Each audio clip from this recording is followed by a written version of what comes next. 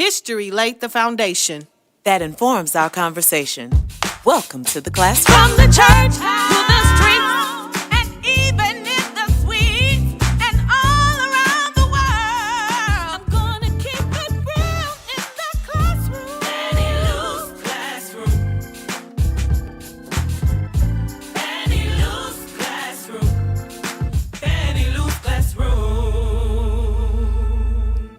Good afternoon and welcome to another episode of Fannie Lou's Classroom. As I say from week to week, I'm super excited about the conversation we're going to have on today and the very special guest we have with us. I think it's going to be a very educational session on today, perhaps a topic that we don't discuss that often in our community that we need to be discussing and understanding in a very real way because it does impact, right, our futures as Black people and to have very sustainable communities with life-giving, life-sustaining resources. So super excited about the conversation today, but before we get into that, you know I have to always shout out the amazing Fannie Lou Classroom team that pulls this all together from week to week. So of course we shout out Brooke, who manages all of our audio, visual, technical. We look good, we sound good because of Brooke. So thank you, Brooke. Shout out to Brooke, and then Cheryl and Shanika, who really serve as our other team members that make sure our guests are prepped and ready to go and everything in between to make sure I'm ready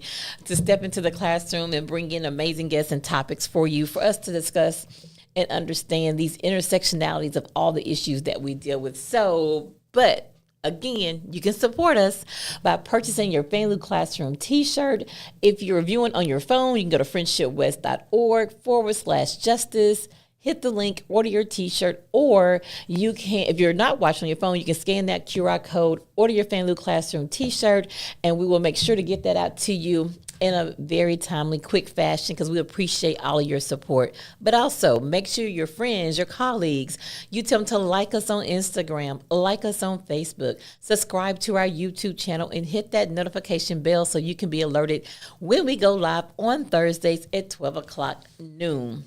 So before we jump right into our conversation for today, there are a few things I just want to highlight and just kind of, and hopefully you'll do your due diligence to go and to look for information and to learn more about what's happening in our current world and what's going on today. But I have to make sure as we go into the summer, we're in the springtime, but as we head into the summer, we want to make sure that we make plans to honor the fact that this is the 60th anniversary of Freedom Summer, or as more people call it, the Mississippi Summer Project, where you had CORE, SNCC, two major organizations who organize Freedom Summer to do voter registration drives in the state of Mississippi. But moreover, not just voter registration drives, but were resisting, right, white supremacy that really continue to strip the humanity away from particularly Black people in Mississippi, and voting rights was just one of the ways they did that. But among those young students, we have to always give a shout out to the one whom this classroom is named after, Fannie Lou Hamer, a middle-aged woman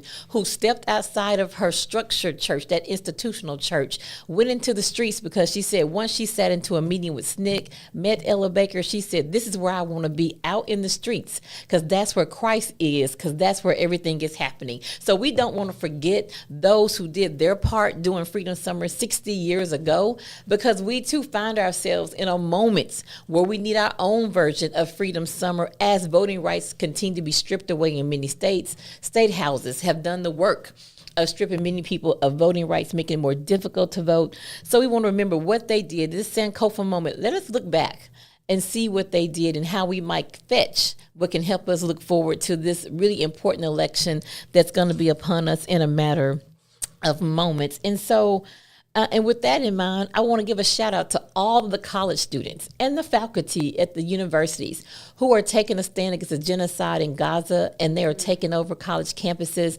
willing to go to jail, willing to risk something, right? Because they understand the greater good, which is what our ancestors did 60 years ago. And some of our ancestors, some people are still alive who were alive then to see what unfolded. So we want to just make sure we see these connections, that this freedom, as Angela Davis would say, is a constant struggle. So we want to remember 60 years ago, but also I want to shout out those students and the faculty who are taking a stand.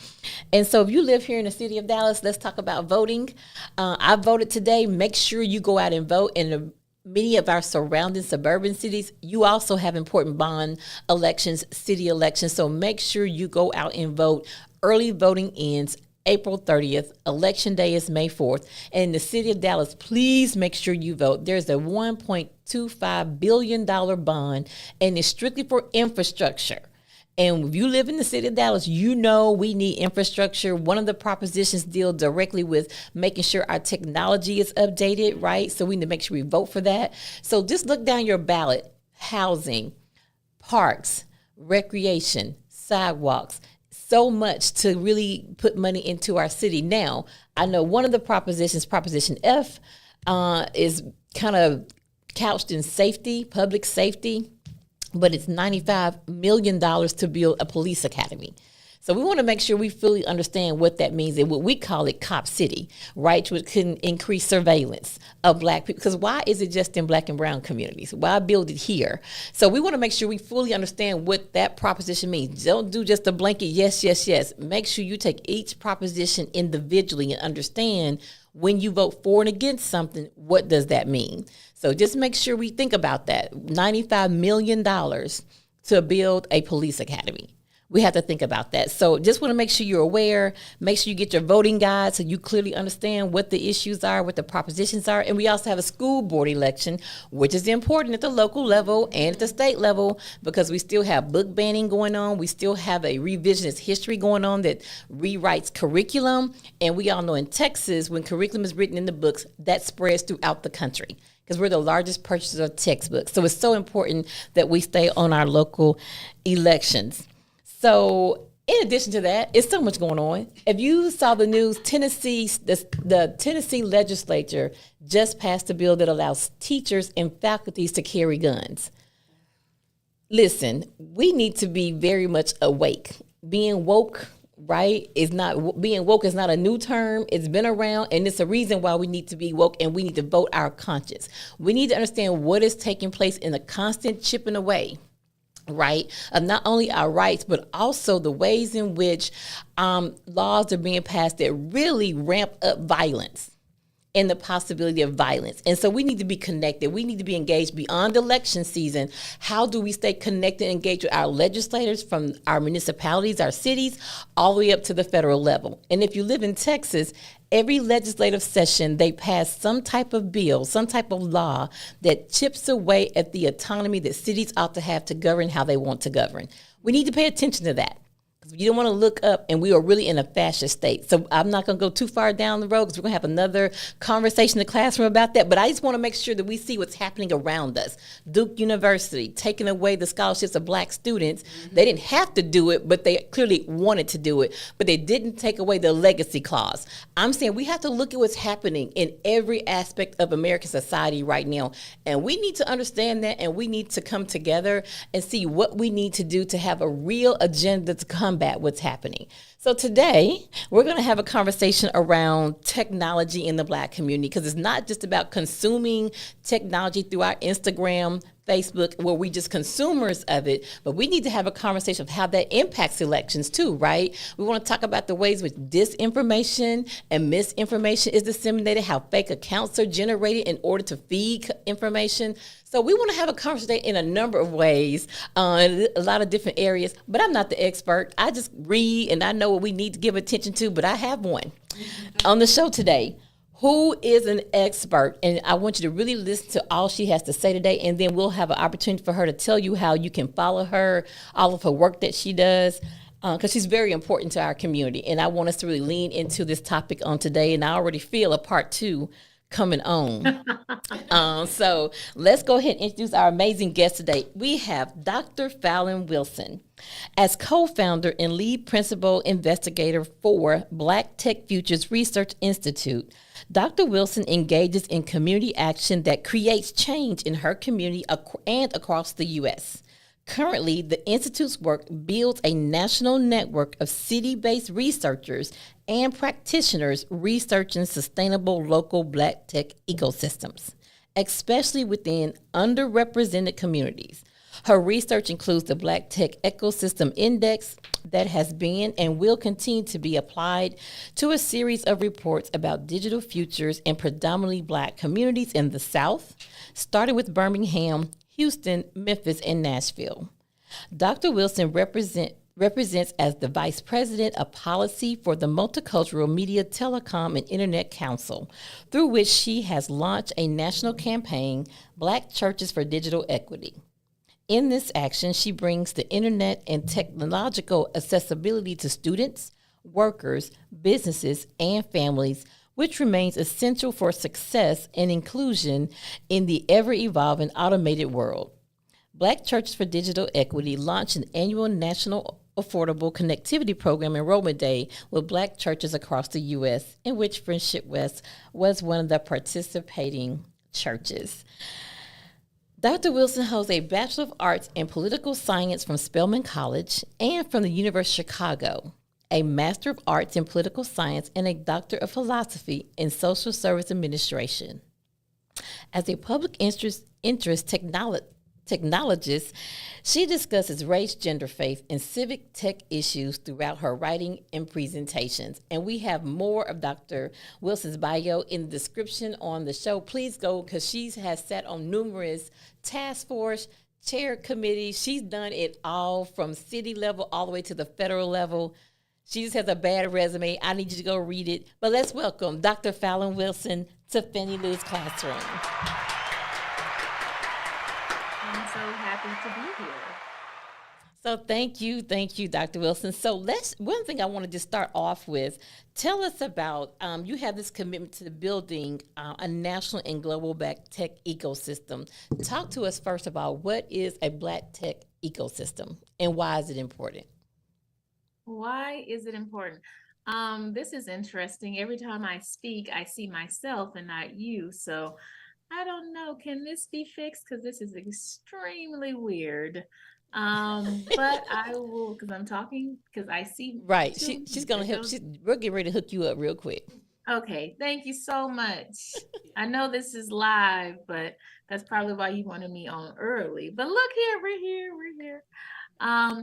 A Black tech ecosystem is, we believe that in every city in this country, there exists a Black tech ecosystem if Black people live within that city. It is an ecology of institutions and organizations that are aligned to support pretty much the lived digital futures of Black people within a larger tech ecosystem in a city. And it's composed of what we call critical Black digital infrastructure organizations that help build the type of talent, opportunity, innovation, and public interest tech work that will help Black people live in an AI world. And some of those institutions that we focus on in our model are African-American churches, our mosques, temples.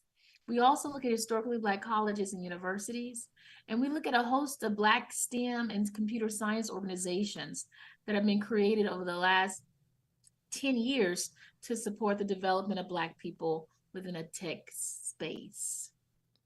Okay, thank you for that. So I think Brooke was explaining the reason why you won't see me until you see me now, right? I see you when you're talking, but when I'm talking, Yeah. I see myself, and that is really Yeah. I know. They're like, right, we're live and you're in Zoom and I'm in the studio, so I'm not in Zoom. So yeah. This is gonna be interesting. Yeah.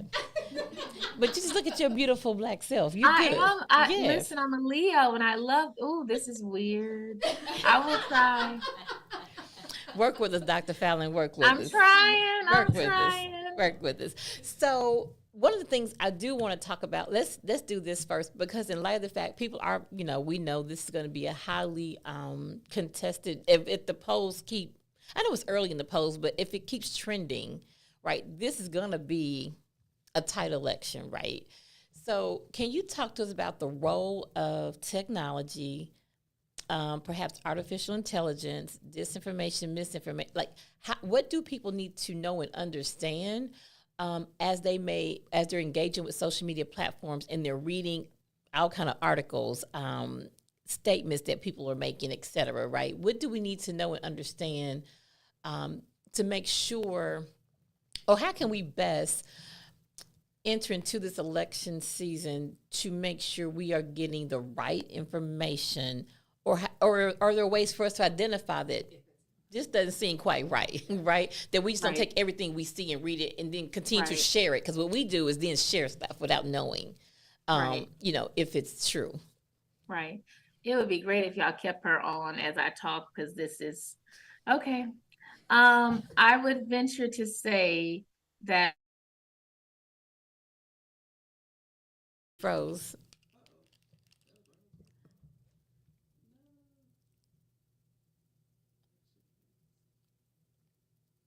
Uh-oh, she froze.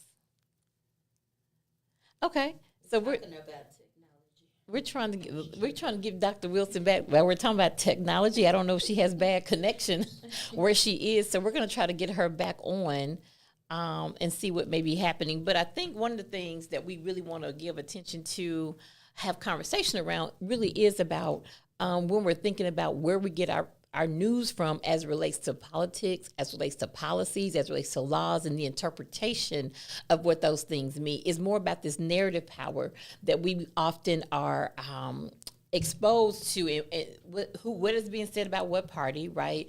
Are you back, Dr. Wilson? I don't know what happened. I didn't touch anything. I know, technology. Somebody you were getting ready to tell the people how to be informed and not be. And then it just went completely black. Yeah, you stopped for a moment. So I just, as you were, I don't know if y'all did something, because now I can talk and see you, so I'll keep that. Stay here. Yeah, she did. She was making that change, and then you froze. It works for me. Okay, good. So as you were frozen and you were coming back in, I was just trying to continue to explain the importance, right, of us being able to, as we're going to a lot, because a lot of narratives are going to be out there, you know, around. I mean, it's a lot of narrative. I mean, I think part of it is like low tech work. Mm-hmm. Educate people on the issues. I think you educate people on the issues and the platforms, and you let people choose. I would prefer that people choose the candidates that I would choose, who are progressive and about democracy. But I think a true democracy allows people to make choice, even if they don't necessarily align with you, that you've leveled the playing field of information, that people understand what's best for them and their families and their communities. That's the first thing. The second thing is, I think we have to have civic tech camps now, where we teach and train people about the concepts of media misinformation and disinformation, that there are characters and nefarious foreign leaders and people within our own country that seeks to keep us from making a true choice for ourselves and for our communities. And they use technology, they use data, they use predictive analytics, they use information to distort what should be a factual discussion on what is right for you and your family. And I think our churches can play a great role. It's kind of like the 1960s freedom schools, right? You were able to teach people about their voting rights, but you also had to teach them how to read. And so I think having the same type of civic tech, or what I'm calling or thinking about as a civic tech framework, will allow us to be able to not only educate people about policy issues, but train them about how technology is being used, often not to the benefit of Black people in our communities, and how they're using imaging and data and information to restrict your ability, your democratic right to vote for the candidates that you choose best represent your interest.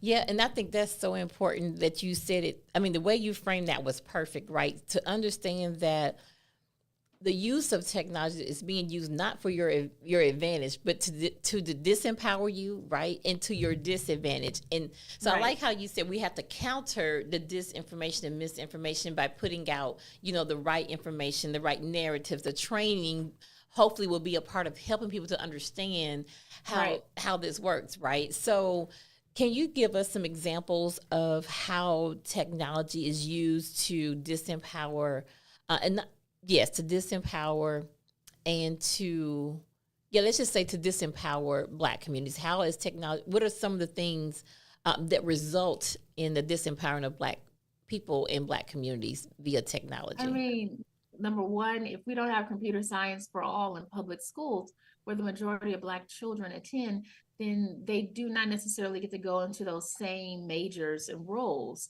And because data and tech skills is the currency for like economic mobility, not having digital skills or technology skills or understanding different forms of coding and script does put our community at a disadvantage when it comes to jobs, number one, and two, creating products that can be commercialized in this new world where everything is tech adjacent or tech related.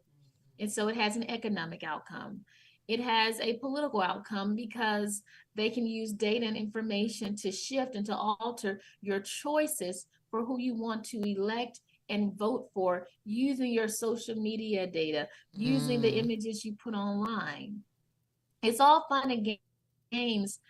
Michael Jordan look like a camel and talk, right? But it becomes very serious when the person that you're looking at is someone in your friend network telling you you should vote for someone else or support an initiative that doesn't benefit your community. How do you discern? How do you digitally discern if this is truly a person that you trust, or is it a conglomeration of images and video taken, creating someone that looks like someone you know? And I think part of it, yet again, is the type of civic tech trainings we need that are transgenerational learning spaces that both our youth and our elders and the in-between need to be understanding this new world. Not having technology, you cannot live in the future world where AI is going to be the norm, where machines are going, you're gonna have to learn to work in and around machines. But when 30% of Black people don't have internet and a higher percentage don't have devices, we're at another disadvantage. Because how do you know what a machine is? How do you know if it's true or not if you don't have them in your homes, if you don't have computers? And so it creates another type of economic wealth gap that our communities won't be able to take advantage of, or that our federal government through the CHIPS and Science Act is putting billions of dollars to creating what we call engines that will create new technologies in 10 key technology focus areas, from artificial intelligence to quantum computing. And they are located in spaces and created by institutions and universities that are not HBCUs, right? And so what does that mean for leadership? Are that cities are creating tech hubs funded by our taxpayer dollars, yet again, to create cities where they create new products so that we can compete with foreign nations. And so for me, it is as there's no longer time to sit on the bench and say that the train has left. The train has left. Or there's no time to say that I'm too old to learn about technology. At this point, we are living in a world where you will have no other choice but to engage it or to be influenced by it without your permission, Right. without your consent of data, without your informed consent of data and access. And so, so there are many negative outcomes for us not doing it. And also there are many joyful outcomes that we miss when we're not in the game of technology. Creating data sets that talk about the brilliance of Black people, that talk about our cultural traditions and how to build machines that will love and recognize our melanated skins and the way that we host a litany or how we corporate worship. So we miss out on the creation piece, but also end up having to deal with all the negative outcomes because we're not in this space, or the space has been created to keep us out of the space. Yes, wow. You said so much in there that was so helpful, and I think that people need to hear, and I guarantee some have never heard it articulated that way. And one of the things you said that I think we really need to grab onto is the way in which I always say we overshare on our social media platforms.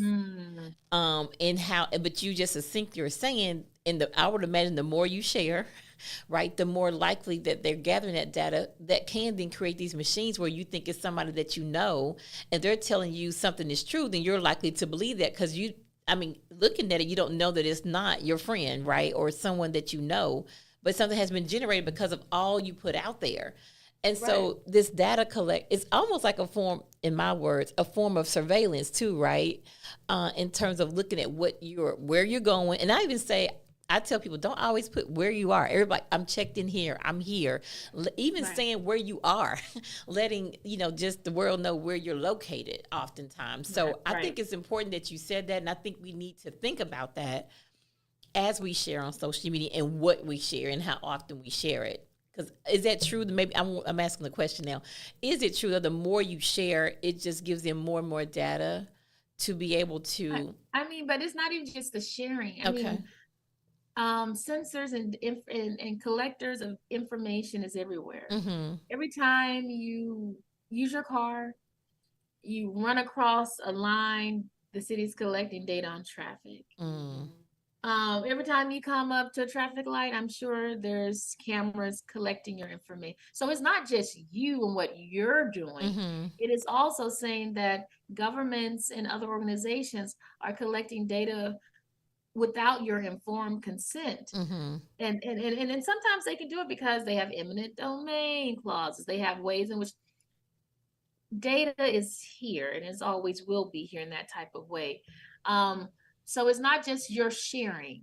Your sharing helps inform a very specific biographical narrative, digital narrative of who you are. Mm-hmm. Definitely. The types of things you like to go, the places you like to see, the things you like to view, clearly can give the types of drugs you may have to order on. Drugs in the sense of like, if you have like an illness, I'm not talking about the other types of drugs. Let me just make that clear. But some people may do that, and that's part of their biographical digital sketch as well. But what I'm saying is, so it's not just your activity online, but data is being collected everywhere. Even your cars now, your smart cars, all of that is informing a type of narrative on who and what you are. And also, and not just who and what you are, because that data has to have interpretation. Right. And so people build algorithms to understand large sets of they have to create parameters to understand all of that data. And so if you have people who don't understand the greatness of Black people creating parameters on what this data could mean, it could mean really bad things. It could reify stereotypes of us, right? And so all that to say, I suspect, even if you decided that you were not going to do any more social media platforms, information is still out there on you. Your credit card, every time you swipe a credit card, right. I mean, your credit score is based on your various types of things you buy and don't buy. That's data. You're not giving that data. You're not on a social media platform doing that.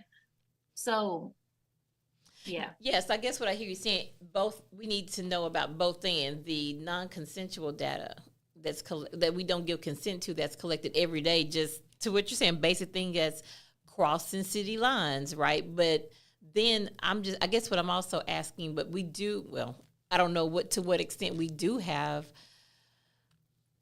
if we can't control how much we share. I guess I'm trying to figure out but where do we have the power to, I don't know if minimize is the right word. I guess I'm trying to figure out, or does it even matter how much you share? Maybe you can just continue just share and post, etc. Because it's going to happen either way. At this point, I think what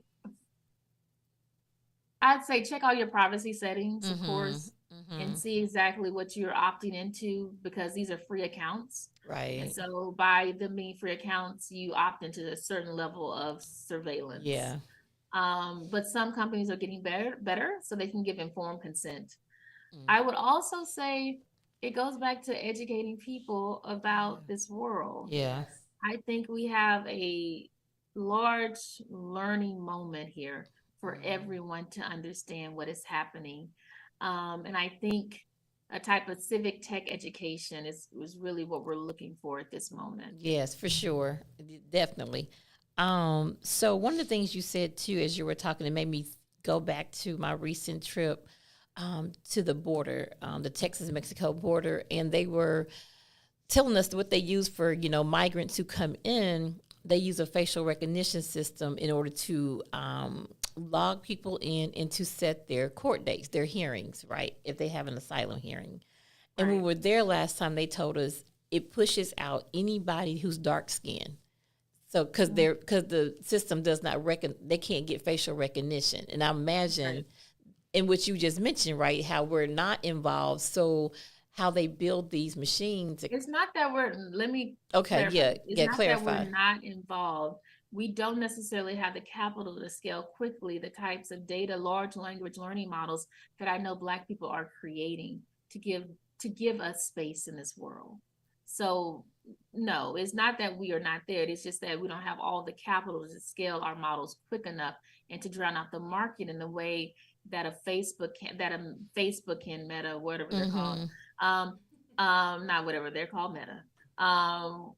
Or what an Amazon can.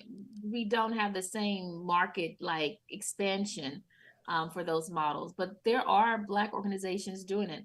The work that DARE is doing with Timnit, the work that Chezi is doing with Dumale. There are people building large language learning models that are seeking to give space to Black and brown people. So I just want to make sure we acknowledge that. Oh yeah, absolutely. Thank you for that. So would those be the same?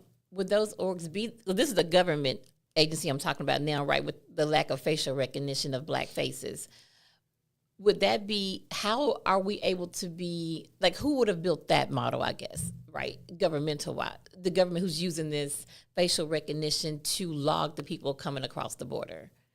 Would we? So that last part, ask that question again. I'm sorry. Oh, I'm asking who, because now I was specifically, referring to the government that has this facial recognition they use to log the migrants coming across the border and how they are unable to, what we learned while we were there, that machine or whatever apparatus they use to do that could not recognize the faces of dark-skinned people, particularly those from Haiti, Nigeria, et cetera. And I'm asking the question because I hear what you're saying in terms of making sure we lift up the Black folks who are doing the work, but would those be the folks? I guess I'm looking at it, that's a governmental piece, and how do we make sure that we are, because whoever constructed it, I imagine no Black folks was there to I'm sure of it. Right. I'm pretty sure their team, their design team, their computer scientists, their data scientists were not thinking about, oh my gosh, how can I increase more Black people coming into the U? I really want to do that. I doubt it. Right. So, and that's what I'm saying, like how we have to make sure we're in those spaces too, is what I'm saying. But like, well, the government is looking for a lot of computer scientists and data scientists to come and work with them. I will, the ideal of surveillance is such a sticky thing for me. The public good, do you want better technology so that our government can use it to surveil? Do you want better facial recognition so that we can surveil and keep out certain immigrant communities? I don't know. I don't know about all that. I don't know, but what's happening? I am of the mindset that I want the reason why I call myself a public interest technologist is because I need to understand how the social impacts of technology on people that look like you and I. I want to understand the social justice framing of it, or the building of those data sets based on a social justice lens that's committed to liberation and equity. And so I don't want technology to operate, well, I don't know if it's a good use of our energies to have a facial recognition technology that can better improve if we're going to let certain communities into our country or not. I don't know if I want that technology, because I suspect it will be used to hyper surveil, even if it did recognize Black skin. I think that I just don't know. If that's my aim here. I feel you on that too. Yes, right, 100%. Then I'm looking at when you're down there, what it does to those who can't be recognized and how they're continued to be othered at the border and not get even the resources that are there that they need, because they are in need in the moment, right? And if they're not able to then be recognized, I guess I hear what you're saying, because it makes sense to me to think about that. I think for me, it's a tension there when you see it in real, when you're in person and you're down there at the border. excuse me, at the border, and you see I what's mean, happening. if they're going to use it to improve the ability of darker skinned immigrant communities to get access and to get asylum, yes, but I Right. don't know if that's what they would use it for. I Right. don't Oh, I agree with now. What it's used for and how you. We all know that with a lot of things, right? You build something to use, but how it's implemented is different, and what you use it. I mean, Right. yeah, I think yes, that's where I think I have the tension, right? With if you are able, what does that mean? But if you don't, I see what it means in everyday life. When people, it really is a life and death situation for people at the border who are looking for resources, looking to get what they need. Did you freeze on us again, Dr. Wilson? I think she froze again. Oh, there you It's are. even though I pay a lot of money to a certain internet service Uh-huh. provider, I don't know why my internet as of late has not been acting effectively. I might have to call that internet service provider and talk to the people in their public relations, the government Right. services department about, listen, I ain't gonna bust out who it is, but listen, y'all getting a phone call from me because this has been consistent all week. Yes. Yes. So yes, so I want to got so much to talk about because you're so resourceful. You know this so well, and I think all you have to offer is just so important for our community to hear your voice. So I know, talk to us about the Black Churches for Digital Equity. Um, talk to us about how you came with that brilliant idea, why it's so important, and what are the next steps for that. I would like to think that I came up with this brilliant idea, but Black churches have been doing the work of justice and making community happen Mm-hmm. way long before I, along with Ananda and other amazing teammates, coined Black Churches for Digital Equity. Um, my thing is this: I have been very blessed to be in every part of a tech ecosystem, from K through 12 STEM to working with historically Black colleges and universities on innovation and commercialization, all the way over to talking about working with tech companies around attention and retention rates, working with municipal governments about digital equity, working with state and national governments about um, new emerging technologies. I have been around Mm-hmm. this work steadily for at least 10 years of Yes. doing this Yes. work. And what I realize is that the missing conversation partner has been Black faith communities for the Black community. It's been our faith communities. Mm. We have missed them in this whole building of this new digital world, beginning with digital equity and ending the digital divide all the way over to living in an AI world. I think the pandemic made it very clear, even though Black people understand what the digital divide was before the pandemic, but it made it clear to our churches that we really cannot operate without the internet. We cannot really help Mother Montgomery, who's 85, connect because she can't leave her house because of COVID and she doesn't have internet. How do we deliver pastoral care in such a time as this, right? And so that, in addition to me knowing that Black churches have always been places of germinating and creating economic mobility, social and educational capital for Black people, it just made sense that they should also be doing the work of justice in this tech space. And so when the opportunity came to test that theory, we worked with Black church nonprofits, the Balm and Gilead, with Dr. Pernessa Cecile, the Samuel DeWitt Proctor Conference with the amazing leader, Dr. Iva Carruthers. We worked with these national Black church nonprofits to say, how do we build a movement to ensure that Black people get access to the internet and computers at this critical time during the pandemic? It was in 2020. We were still there. It was still ongoing. And so we were able to mobilize Black church leaders and Black church nonprofits to support advocacy on the Hill to push forth a internet subsidy for those who cannot afford the internet, so that they can be able to have access. And our church leaders did that. 407 signed a letter to Vice President Kamala Harris in 2021 advocating, if not demanding, that we have an internet subsidy for our communities. And so for me, Black Churches for Digital Equity is about building digital futures, Mm-hmm. beginning with digital equity that lays the foundation for an AI future. You cannot have an AI future without internet. It don't work. It doesn't make sense that so many people don't get this. But one day they gonna get it, and I'll be like, I done told you.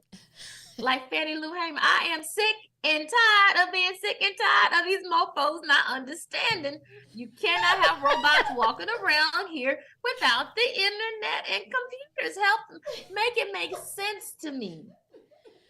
But I know why they don't give us, because it's poverty, and it's poor people, and it's people of color. But our churches, they are not, they love us. They honor us, and they answered the call of mobilization. And so over the last almost, I guess, going on 3.5 years, almost 4, we have worked with 55 Black church leaders as fellows across 13 states. We have educated them about digital equity. We have brought them to DC to advocate. We put them in conversation with leaders in the White House, in the Federal Communications Commission, and NTIA. These are the agencies, federal agencies, that are determining billions of dollars to address the digital divide in this country. And then we connect them to their state broadband offices and advocate that they should be the ones getting the funding to address the digital inequities in their city. So and yeah, we have done this work, and it's been a labor of tremendous love to see our church leaders rise to the occasion of for such a time. Because who else is going to translate it for our communities? Who else can then take the digital divide, build a civic tech education ministry that educates them about media information, disinformation, and then talk about artificial intelligence, and then talk about augmented reality, and then talk about space. Oh yeah, space this is no longer imagination. right. This is where we're going in the next 10 to 15 years. And so we believe that for us to be not only competitive and to be seen in that space, it requires that we work with faith communities, because they're trusted community anchors. And we, unlike any other, let's talk about it, the Black church, unlike other churches. I mean, I ain't gonna lie, we have some allies and some UCC, I get it. But listen, Black churches made democracy real in this country. Right. It has been the recording of, it has been our recording of this history that has made real other movements across this world. And so the notion that we don't think about them in a tech conversation around justice, around ethical AI, around responsible computing, is a tragedy, and yet again shows how people see Black people and Black institutions. In a very anti-Black, anti-affirmative action, you don't see us. But yet we made democracy real. So that's why we work with church leaders. Yeah, and I think to your point, because somebody has to also provide this theoethical framework for technology, so we're not scared of it, right? But that we fully understand in how we ought to engage with it and how it should be used, so you can be that voice like you are, right, in this area.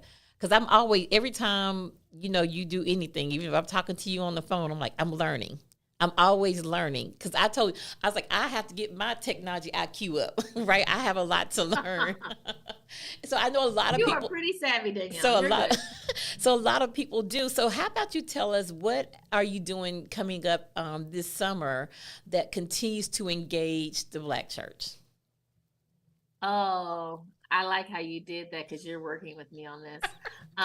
We are launching the inaugural National Juneteenth Digital Equity Bible Study on June 19th in the morning, where we are going to have a national conversation about how Black churches are going to build futures, digital futures for Black communities, beginning with all the federal dollars that are coming into states from NTIA. Every state in this country had to put in a plan that talked about how they're going to address the digital divide and how they're going to work with communities of color to do it. We just want to make sure our kickoff is to put a clarion call, a beacon of to Washington, to our leaders, that we are paying attention to how this funding is going to play out in states. Mm-hmm. And we will be hoping to work in partnership to distribute and to use those funds to address the digital divide.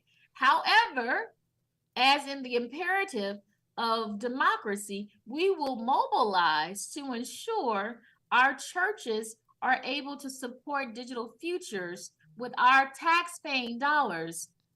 So what are we doing? We are really having a worship service. We're having a worship service. And then we're going to have a Zoom teach-in about the federal dollars that your states and your churches and your Black church nonprofits and your community development corporations can pull, can submit to get to do the work of giving computers to your community, helping to support low-cost internet access options, developing tech hubs in your fellowship halls. We can dream big because these dollars have been created to address inequities in workforce development, in STEM education, in access to devices. This is the, I don't know if I'm going to get another bipartisan bill to deal with this in the next 5 to 10 years.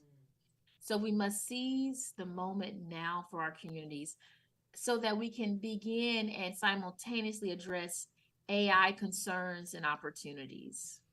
Yeah, and I think the way you have just so brilliantly, moved this conversation, that I hope people hear a lot, but one of the things I want people to hear is that there's no part of your life that technology is not going to touch. That part. Right. And so we need to understand that very well, that there's no part of your life that will not impact and touch, whether it's work, education, we need, that's why I think that June 19th is so important as a launching pad, as a starting place for a point of departure, if you will, to have these conversations and how we are equipped. We have buildings, a lot of them, we don't use a lot of the space any longer. Right? Because programming has shifted for a lot of congregations. And so how we begin to use that space to be more communal, to be more inviting and engaging, but we use it in ways that sets up the community to flourish, right? Where we could be that space, as you pointed out. So, as we know, we have been that hub. How do we get back to that? Because a lot of our churches have gotten away from that as we went through these shifts where it was prosperity gospel, right? It was very individualistic. It was more about me and mine. And we're learning more and more that we cannot operate that way. Well, we never could. And now we're seeing more so now than ever that we absolutely must be able to assess the real needs of the people, not only the people that come to our church, but they're in the community, where they come to our church or not. Right. That is still part of our obligation to also make space for those folks to come into this space to get what they need. So I hope people heard of nothing else, that you can't escape it. And so, it's I'm like, why not be fully equipped to deal with it head on and to be a part? Or my thing is, we have always done technology. That ain't the issue here. See, this is the thing. I disagree. I want to say something, but I know I can't use this language on here. I feel like Fannie Lou Hamer, Tech Mosetta is in me right now, and I want to be like, fuckery, but I probably shouldn't say that on here, but I said it. We know that's who you be. Cheryl told you, be your authentic self. So you be your authentic self. What I am simply saying, Black people have always done technology. Technology is not new to us. We have always used data we have used data in science in the pursuit of justice. I think about Harriet Tubman and using the stars. That is science in the pursuit of freedom. I think about the work of Ida B. Wells and collecting stories and itemizing data around lynching. That is data science at its very beginning. We help build the internet. You have GPS because it was a older black woman who saw that we were able to go to the moon because black women were computing. Well, see, Science, Dr. Wilson, technology and innovation is not new to us. But that's but what you just articulated, it has to be said that way so people understand that, though, right? That we have always done that and how it looks. Because I think for most people, it is the mystification of our history that is at issue here. Which is why those civic tech camps are super important. Yes.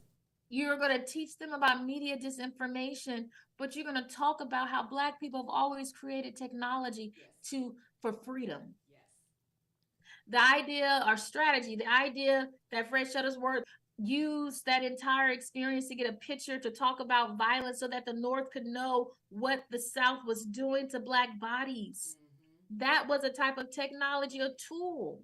Yeah. It is redefining how we think about tech, in addition to advocating for better tech resources for our public schools and for our communities. Yes, but to say that we are not this, that's Boberdash. I would say something else. I really want to say something else because I know our colleagues of mine are watching this. So this is not just a conversation between you and me, but you know, well, it's not even without your colleagues watching. It's not between me and you. I am done. It's a conversation not with you and your colleagues, but me and you. But it's everybody else who listen. No, but I think that's what I'm saying, though. I think we have to be able to communicate it in those ways for people to connect the dots. I think just the way in which you said that, how we reframe, however you want to, if it's reframing, if it's retelling, using storytelling in ways where you and I are children of the Samuel Durrett Proctor Conference. It's called having a Sankofa moment around here. Exactly. But for me, I don't. But, a tech Sankofa moment. Well, let me just say, resurrect for y'all. Right. I have to compete against the lies of the enemy, wickedness in high places that be telling my kids and us that we are not science, math, and technology, that we are not innovation. It is a lie. It is wickedness in high places. It is, without question, right? But it's also, to your point, in order to come, if it's spirit, well, then that means we're talking about spiritual warfare. You're talking about wickedness in high places. Oh my God! And so that's a whole nother conversation. The ways in which I'm just saying. You ought to be glad I know I have none. Listen, Fallon, look. The battle. Oh God, help me. But that is part of it, right? And this is where we love God with our minds. What you're talking about now and the way you've articulated this conversation today, that is what it means, particularly when we talk about Black church. If you want to talk about what the answer, they understood what it meant to love God with their minds, right? Period. And that is what we have to begin to do and understand that in ways so that we open ourselves up to hear from our ancestors. If you're talking about Sankofa moment, when you're going back fetching, you're going back and you're listening. Oh Lord, yes. And so, but seriously, and I think when you said, because I wrote it down, civic tech camps. Yes, I'm on that. Yeah. We're gonna talk about that. I have another idea for the summer, but we'll circle back around off camera, and we're gonna come back, and I have a good idea. I think we need to work it. And yes, so I made some good notes, and we're going to come back around to this because I think we're going to have to, I was just telling Brooke before we came on air today that in light of all that is going on, we end our season in 2 more weeks, but we're going to have to come back and do some special, very targeted episodes, right? And one may be, join in for this hour-long, just to give people a preview, an hour-long civic tech camp on Family's Classroom, right? We popped that during the summer. So we're going to talk about how because part of what I like to do, even though we kind of lay out our season, we try to make sure that it's always issues that we know are always going to be on, kind of be an issue of the day, right? But I do see that we need to really do some of those and plan those out. And I would love to talk to you more about who we get to do those, how we engage that, how we get people to come and sit into this classroom and to learn, right? So we're going to talk about that. My wheels are spinning in light of everything that you said. My wheels are spinning Yes. too. So I think we need to think about that, and we'll talk offline. Fannie Lou Hamer's Classroom Special Edition Civic Tech Camp Conversations. I mean, boom. There it is. We just need date. We got the time already. Oh, I have some thoughts on. Oh, girl. Yes. So I've been. Yes. I know how we can fix it. Yes. So we're Pop gonna some things off.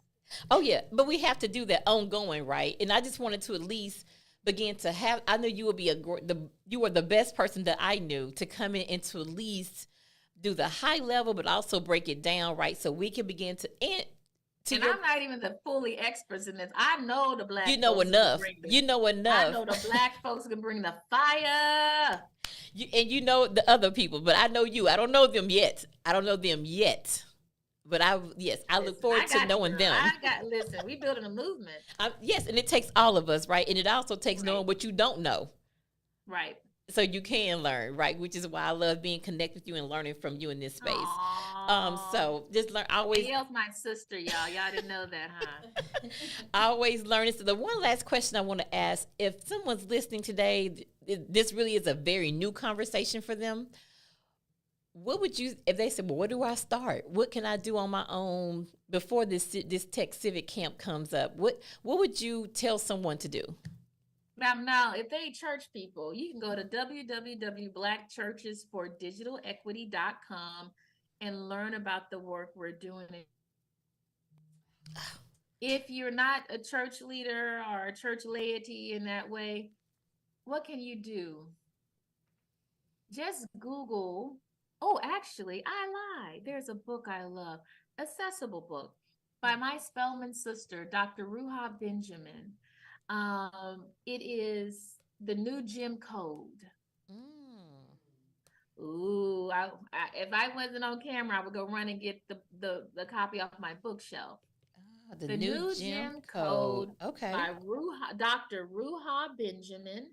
And I think I think that book is a great introduction to all the things we have been talking about.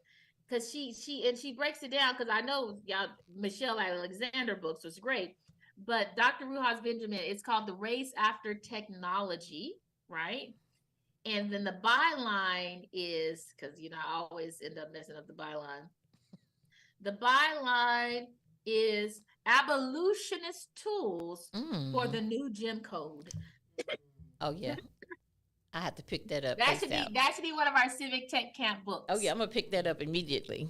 Thank you for that. Race After Technology, abolitionist tools for the new Jim Code.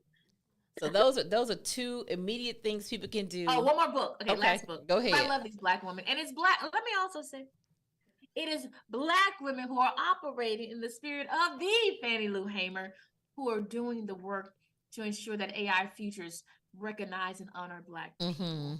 So Dr. Ruha Benjamin is one. And then another favorite of mine is Dr. Sophia Noble.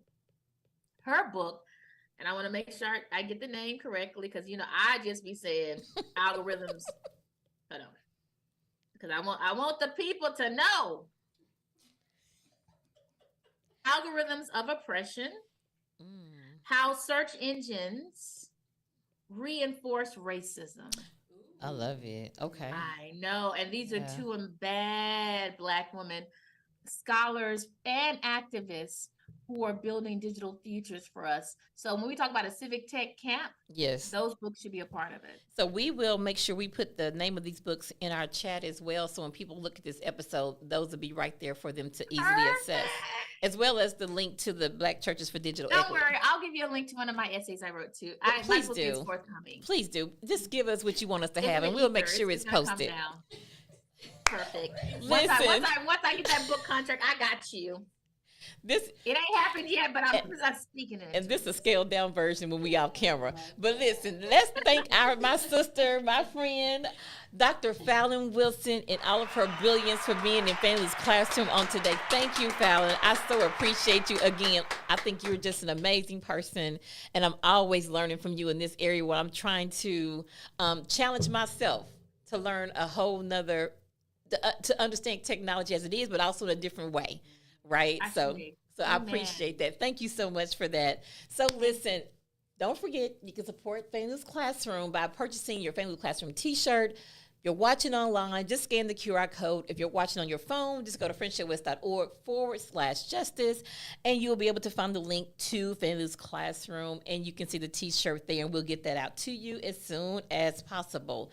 Next week, we're going to have our part 2. Last season, we had Reverend Durr with us, and we talked about are Black institutions still relevant as a question. And so he's going to be back because we're going to continue this conversation to make the emphatic statement that Black institutions are still relevant. And we're going to really talk about not only our HBCUs, but other institutions that we just need to learn the ways in which we need to begin to strengthen our infrastructure, because we cannot continue to beat down, to go up against the white supremacist systems as individuals, either people or individual institutions. We have to fight systems and institutions with systems and institutions of our own.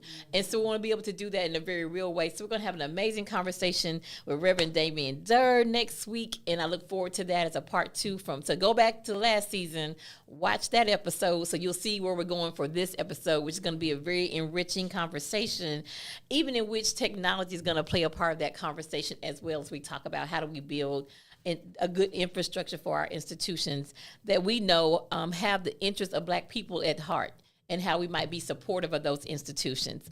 So thank you so much for joining the classroom on today. We look forward to seeing you on next week, right here in the classroom, 12 o'clock noon. From the church.